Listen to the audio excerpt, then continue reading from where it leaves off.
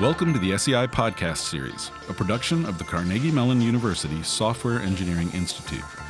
The SEI is a federally funded research and development center sponsored by the U.S. Department of Defense. A transcript of today's podcast is posted on the SEI website at sei.cmu.edu/podcasts.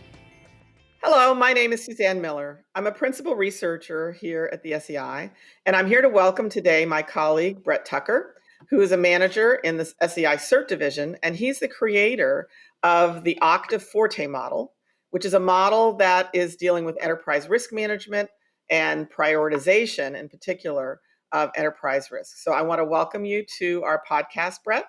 And as we get started, just want to have you tell people what it is about this work that drew you and sort of a little bit about your background so people understand where you're coming from. Sure. Thanks, Suzanne. I really appreciate having me. Like you said, I'm Brett Tucker, and I arrived at the SEI about 3 years, almost 4 years ago now. I came from industry. I was working at Westinghouse. We built nuclear power plants there. And in my time there, a little around a decade or so, I helped them build their global risk management program. And in doing so, it gave me great exposure across the entire enterprise as to how a lot of these risks knit together. And then I came to the SEI, which had far more of a cyber focus, recognizing that these connections needed to be made between the folks who are always saying, hey, we need more resources for cyber risk, addressing our cyber risks, and the overall executives who are saying, look, you need to converse with us more in a dollars and cents, business sense, more than that and bite stuff that we're not getting. So my history brings me from more private industry, and I had some public sector experience too in the federal government. I was in the Department of Defense, and then I was in the intelligence community. So I've seen both sides of that.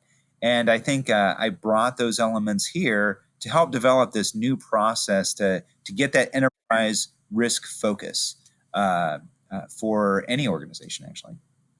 So let's talk about that gap that you mentioned, the gap between, say, the cyber, but it's not just the cyber, it's practitioners across a myriad of areas, safety engineering. I think of, the routers and all the security issues with those, right? That's not just the computer people. That's, the whole way that that's built that makes some of the risks visible in those kinds of things that people hack into. And that disconnect between the practitioners and the executives. Say a little bit more about what your experience is with what's underneath that and what do we need to be aware of as practitioners when we're working with folks like that? Yeah, so two big things really resonate as you asked me that question. One is for sure that I think that a lot of us who come up in the technical ranks of cyber especially, we think a lot in technical terms.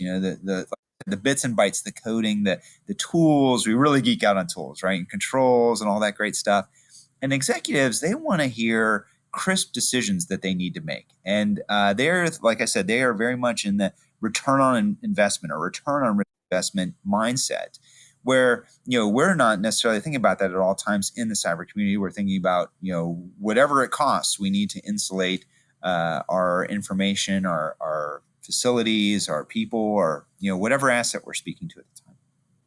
And some of that comes from the fact that as practitioners, we have a deep understanding often of really just how bad it could be. That's right. That's right. The doom and gloom. That's the thing that's kind of hard. I mean, thinking of my own experience, it's hard to translate that into dollars and cents. It is. So how do we help people do that? It is. So, yes. So good business impact assessment is important here.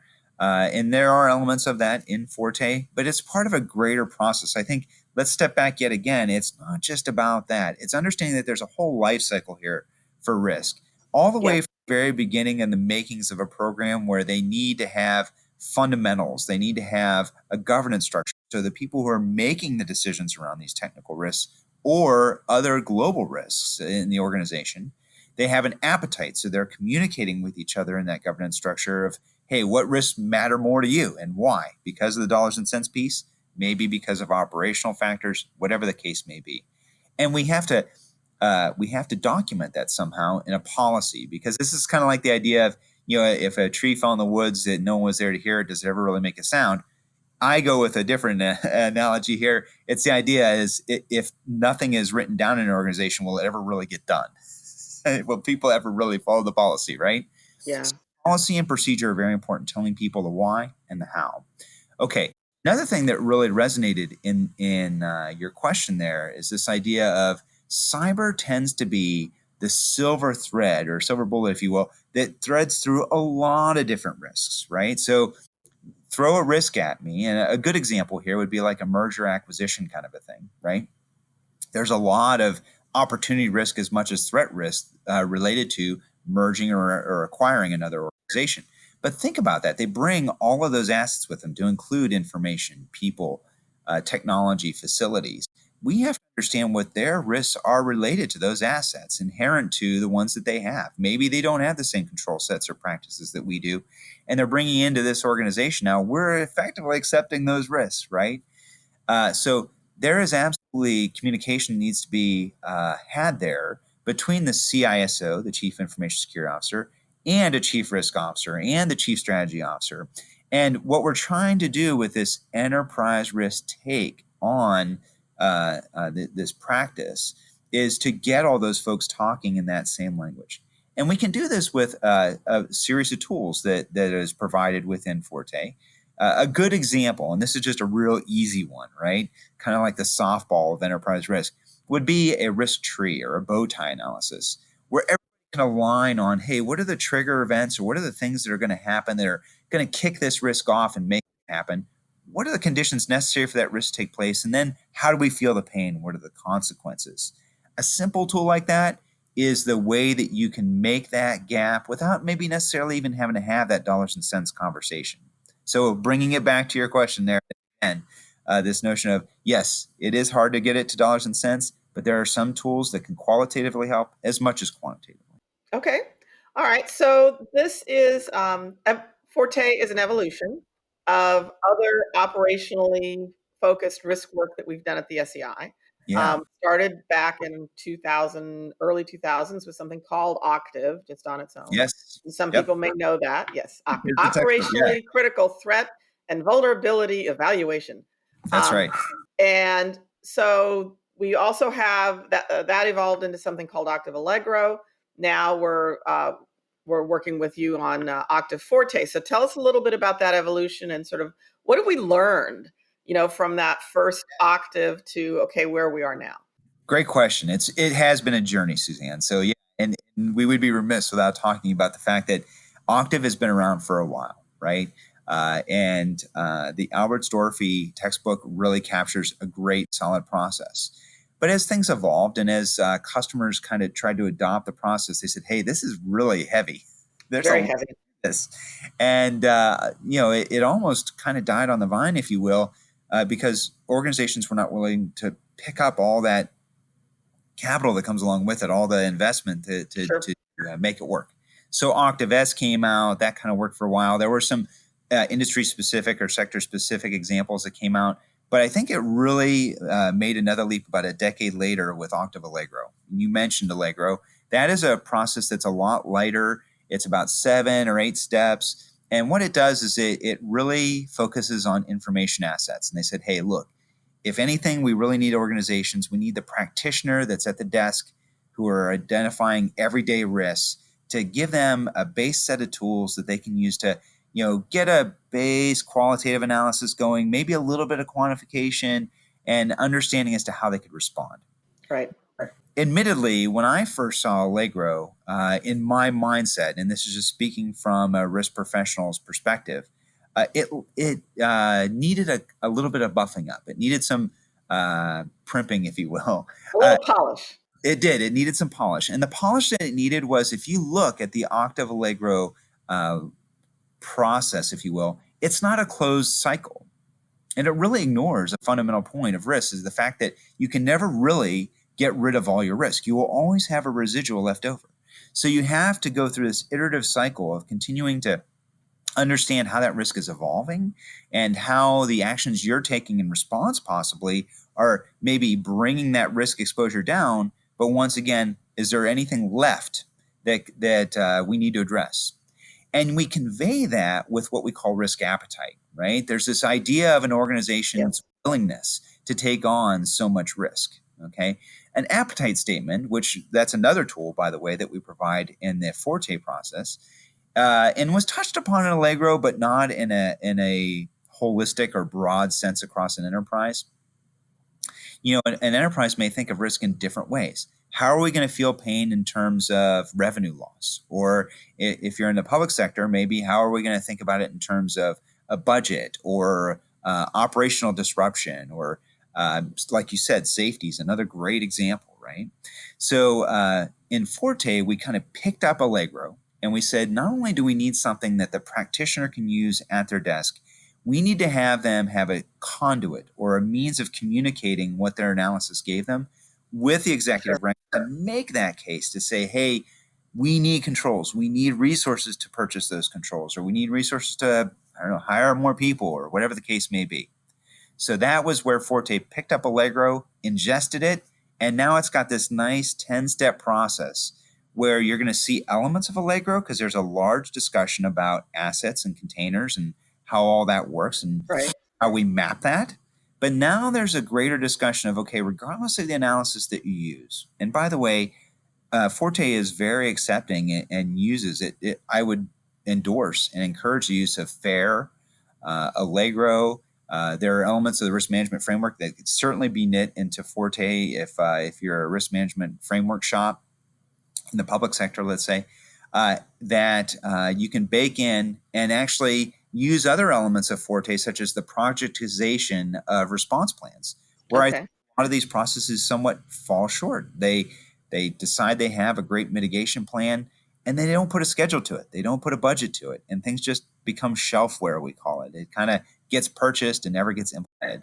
So Forte provides that discipline. And why I'm doing this, by the way, Forte has that nice process model. It's a circle, and that response piece is on the 7 to 8 o'clock side as you're going up to finish or round out that process. One more element I want to point out here that's important, Suzanne, to focus upon. Allegro, it did have some small elements, but I think Forte tries to drive home a lot greater piece of measurement. It's important to understand not just the performance of your risk program. That's one thing altogether. You know what I mean? What's my engagement? What's my awareness across the culture?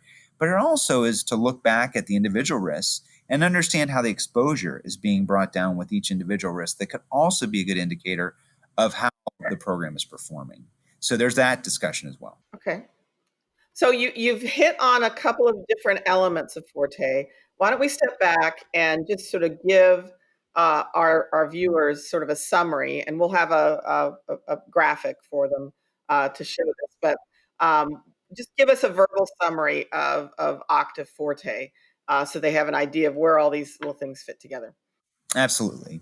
So to keep things simple, OCTAVE Forte has a nice, convenient 10-step process. In the graphic, you'll see that it's a continuous circle. There's no end. There's no head or tail to this process. So I want to make it clear from the beginning, some organizations may already have maturity at some of these steps, and they may forego or not necessarily need Forte to help them with asset management, for example. Maybe they have that down. But let's say you have maybe a more nascent organization or one that's new to this whole risk management game, and they need that, right? So let's start at the very beginning, though. Let's go to step one and say that the step one lays the foundation for following the process. It's really important to recognize there are three fundamental pillars that need to be addressed when building a risk program.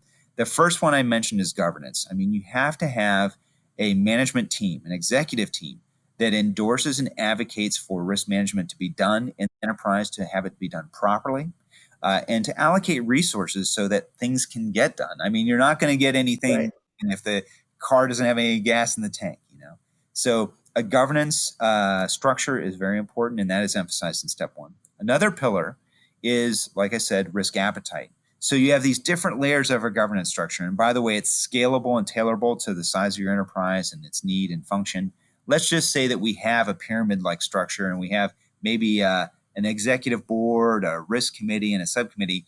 they need to communicate with each other. Some levels may want to address risks, and some may say, hey, especially at the executive board level, the whole idea of deciding if you need to have I'm being very, very basic here, a firewall for computers, that kind of thing. That's not what we get paid to do. That's in the CISO organization. Somebody way down in the ranks is doing that. Well, that's all conveyed with that risk appetite statement. So to have that quantifiable tolerance of different strategic objectives in the organization, that's captured in appetite, very important. Finally, like I said, policy is also very important. It gives the organization the why, and the procedure gives the how. How are you going to execute this process? Okay. And that is in step 1. So clearly step 1 is very important. So steps 2, 3, and 4, what you're going to see here is a large overlap with not just Octave Allegro, but also our resilience management model, RMM, where there's a real high emphasis and premium placed on managing your assets. So in review, let's remember that our assets are our people, the information that we have in the organization, the technology we have in the organization, and possibly the facilities. And there's also an element of supply chain risk there too, because we don't want to neglect the third-party vendors that are important in this discussion as well. Either way, steps 2 and 3 or so, what we're doing is we're trying to understand what those critical services are in the organization. In other words, what we're doing, what we're delivering upon, and trying to map what assets are holding up those services. If we were to kick any one of those assets out, what would happen? We would have some kind of major disruption. Okay, so what we're trying to do is we're trying to get a critical process map. Okay, we're trying to map together what assets are contributing to those critical services. Okay. And once we know that, we understand, or we start to identify what our needs are in terms of making those assets more resilient. And we also recognize too, especially around step 4, that we already have controls in place. We're already doing great things. And we don't want to lose the value of those great things. And we also don't want to replicate and reinvest in resources that we are, our resources and things that we already have. Sure. So we're trying to measure those current capabilities. And with that, we're going to try and understand what gaps we have. And that's now you're getting into steps 5 and roughly 6, where what we're really trying to do is understand what the threats are to the organization, what the vulnerabilities are, those gaps that we talked about to those assets. Right. And we really are going to start prioritizing those risks. And once we start prioritizing, we're going to start understanding too, where our greatest needs are.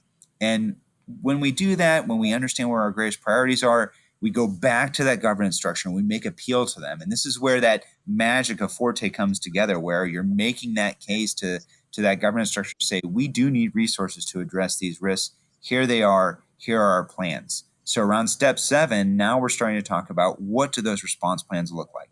Are we accepting risks? Are we avoiding them? Are we transferring them? Or are we truly establishing some kind of control framework that would constitute a mitigation around those risks?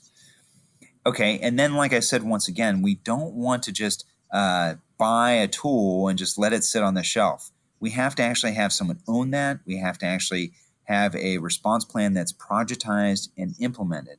And that owner, if you will, that response plan owner, risk owner, may not be the one and the same thing, by the way, is going to come back to that governance structure and regularly provide update as to how things are going, right?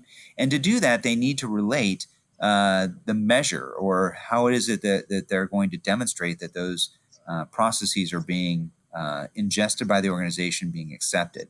So the metrics discussion starts coming up in step 9. How are we measuring the effectiveness of reducing the exposure of that risk? And around step 9 and 10, there's yet another discussion of measure. What we're trying to do is measure our system and how it's performing. We're trying to measure how the whole program is performing at large. What is our culture in our organization? Does it have a notion of what risk is? Does it have it defined? Does it have that policy understood, and everybody is following the rules, if you will? So in a nutshell, there's 10 steps and how it comes about. Okay. So I want to come back to the iterative nature of this for a minute. Yeah.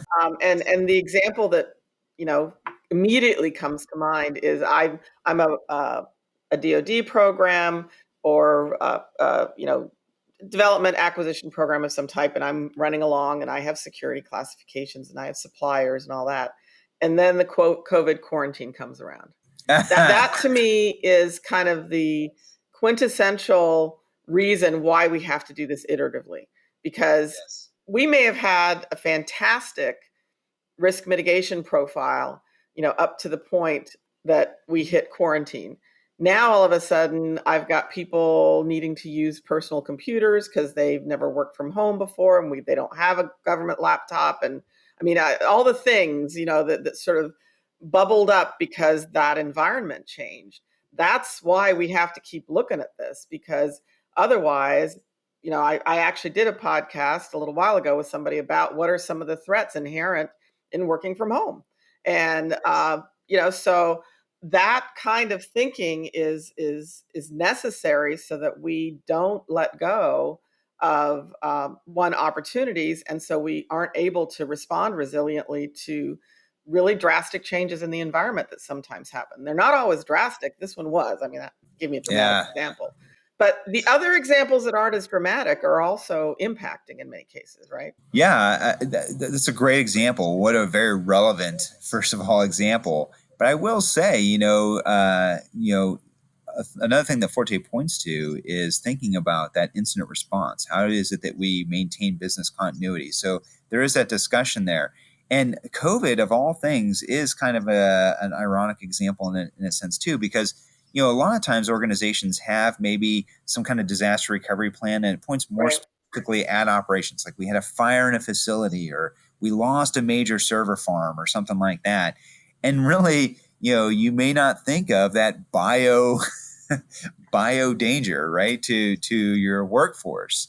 And maybe the fact that they all do have to start working from home. Okay, so everybody's remote working, teleworking. Can our VPN even handle that? Have we even tested it? So yeah, Well, absolutely. and are we ready for it to continue? I think that's one of the things Yes. that the COVID case has pointed out to a lot of organizations is they have what I'll call pinpoint risk mitigations. A fire happens, it's done. Now we recover from it. A flood happens, it's done. We recover from it. This is a flood that never goes away. We have to Right. figure out how to work in the water for 8 months plus. And that changes your thinking when you're going from a single point failure kind of example to we have a change in the environment that is going to affect us for a long time. So Yeah. tools like this give us a systematic way of saying, okay, how are we going to deal with this on a That's absolutely right. we need Continuity those. operations. And the other important thing to recognize there too, the threats shift as that continuity operations discussion is going. I mean, Right. the bad guys and girls are out there and they're thinking, okay, so people working at home, what can we do differently? How can do I take advantage? that I can take advantage of this situation, right? Once again, that iterative nature of Forte is necessary, or any risk management process is absolutely necessary to stay ahead of the game, if you will, because they're thinking, Yeah. and we need to stay ahead of that wave. And there's smart people on the threat side, and that's one of the things we have to continually recognize when we're dealing with risk. They're not stupid. That's So, right. all right, so I got somebody's attention out there that they went, I haven't been paying attention to this stuff. We have a technical report. We have a blog post that you've written. What other kinds of resources to help people adopt this approach to risk do we have available that we can share with them and help them to deal with these things? Great question. So yes, you're right. We have the tech note. We have a blog post. We have several actually blog posts and discussions that have been out there historically that have kind of teased it.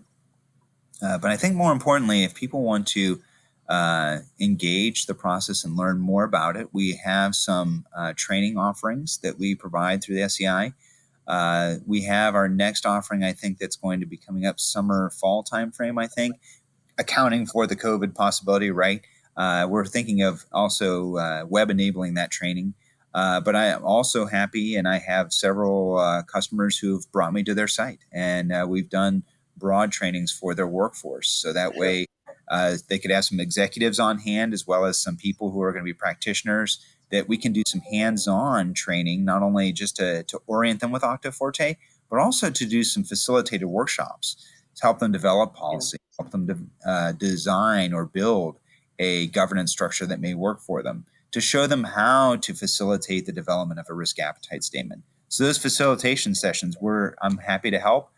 Just reach out to the SEI and find me, and we'll be happy to help people get more into the process and understand it, get into the little details.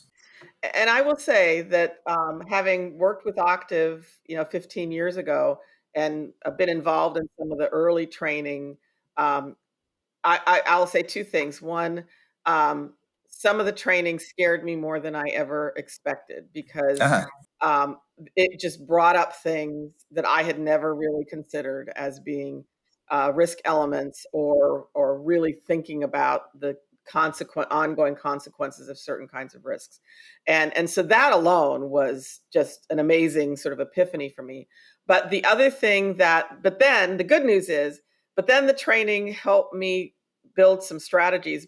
So like, it's not this hopeless case, right? Right. It's not, I can't deal with this ever. I will be, in a risk morass for the rest of my life. Right. And so I do really believe this is an area where education and training may have more impact than some of the other technologies where I can just go to the web and, look at a bunch of tutorials. Right. Just download it. Because you have to get past people's, our complacency, I guess I'll put it. Yeah. The bubble we're living in, even though the bubble is not as comfortable as it was before March, I figured out how to make this bubble work. But there's still a bunch of stuff that I probably should be paying attention to that I'm not. Yeah. And, Susie, you bring up a great point. Risk management is the challenge with it, especially cyber risk management, I guess I'd say. We think so much in terms of technical tools, things we can download, things that we can use code. I would like to say that risk management in general is actually social engineering as well. You're trying to get the organization to understand, you're trying to get people to behave in a certain way. So behaviors are tough to try to drive into an organization. And how do you have proper advocacy for that? That's absolutely a good point. Another thing I'd like to point out about the training that's really good is come to the training program and meet people who are in the same boat as you. Network. You're going to have a cadre of folks that you're going to meet who are facing a lot of the same situations. That's a great thing to have. People, a Rolodex, if you will, of people that you can contact, ask questions.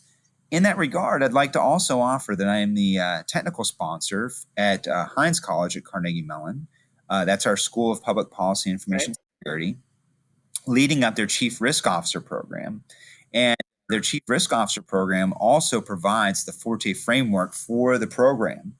So not only do you get training from other executives and former executives, also from myself, so that way you can learn to be that Chief Risk Officer, or maybe you're budding or aspiring to be that. No, I'm not. There are multiple avenues. Right. So there's the more discreet training that you get through the SEI, and I can give you focused training there. If you want more extensive training, that's also available, is what I'm saying. So for those that have the appetite, the risk appetite. Yes. I don't have that much risk appetite for being a chief risk officer. Yes, exactly. So I really want to thank you for joining us today and giving us this window into some new tools that are available. And I am one of those people that really focuses on socio-technical issues. So I resonate very much with we've got to get the connection between, the practitioners and the enterprise leaders so that we can get everybody out of that complacent place and move forward with resilient strategies. So thank you very much for taking the time for today. Don't forget, for our viewers, we do have a tech note out on this. You know where to find those. Blog posts, easiest thing to do is to go to insights.sei.cmu.edu and search under the author's name, which is in this case, Tucker. So thank you again for joining us today to talk about this. Thank you to our listeners for joining us today from one of our COVID, podcast remote. Eventually we'll get to be able to be in the same room together, but we're figuring out how to do things safely, securely, and remotely. So thank you very much, all of you, for joining us. And as always, we will have links to the resources we've mentioned in the podcast. Will be in the transcript. That's where you'll find those. Yeah. So thank you so much for having me too, by the way. That's great. You're absolutely welcome. Thanks for joining us. This episode is available where you download podcasts, including SoundCloud, Stitcher, TuneIn Radio, Google Podcasts, and Apple Podcasts. It is also available on the SEI website at sei.cmu.edu/podcasts and the SEI's YouTube channel. This copyrighted work is made available through the Software Engineering Institute, a federally funded research and development center sponsored by the U.S. Department of Defense. For more information about the SEI and this work, please visit www.sei.cmu.edu. As always, if you have any questions, please don't hesitate to email us at info@sei.cmu.edu. Thank you.